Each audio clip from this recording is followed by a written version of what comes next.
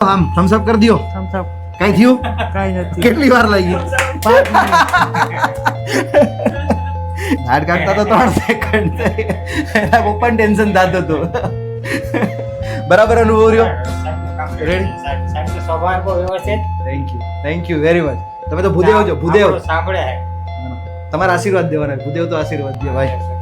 Bus thank you. જો friends, આ છે મોહિતભાઈ દવે, રાજકોટ થી આવ્યા બરાબર હા, ને? રાજકોટ. ડાપણ દાઢ કઢાવવા માટે. કેવી રીતના આવ્યા?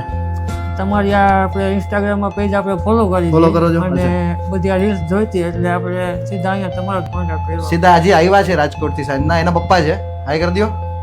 આમાં છે ને, એ મામાનું નામ શું છે? યોગેશભાઈ. યોગેશભાઈ. ને તમારું? મનીષભાઈ. પગે એને એમ કીધું નિરાત રાખજો કા. મોઢું થોડુંક ઓછું ખુલે છે પણ હવે ખોલો તો. Okay ready. દુખતું નથી ને ક્યાંય?